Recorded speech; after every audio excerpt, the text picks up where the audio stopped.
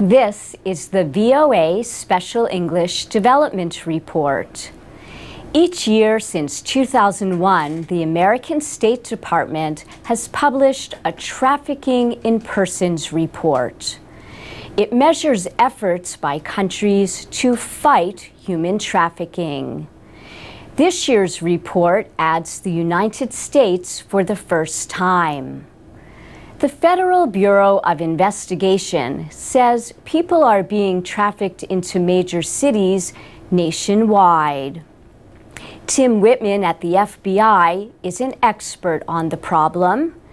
He says about 20% of the cases involve victims from Mexico, the largest number of any foreign country.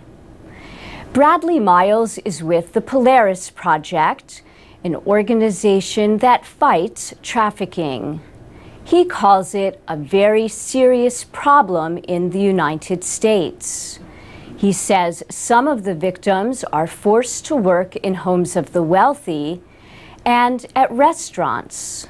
Activists say some cases of modern slavery involved forced labor in agriculture.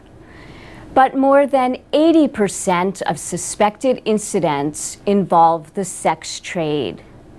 That was the finding of a study by the Human Smuggling and Trafficking Center, established by Congress.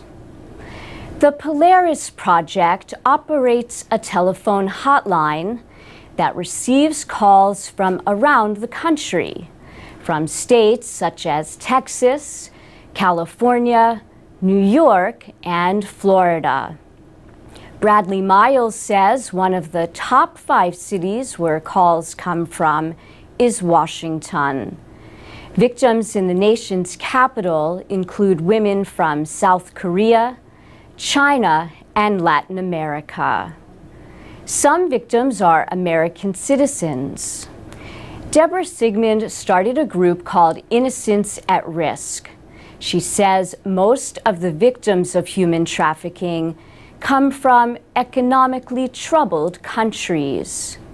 She said they want to think that they can come to America and have a great job, so it's very easy to fool them. Tim Whitman says the smugglers often threaten their victims and make it difficult for them to pay their debts. The threat may be against their family back in their home country. But there are other ways to pressure victims to stay. He said a common threat is, if you leave, I'm going to report you to immigration, and you'll be arrested. You'll be kept in prison for a long time. But there is help. Victims of human trafficking can sometimes get a special visa. It permits them to stay in the United States for up to 4 years. During that time, they can request to stay permanently.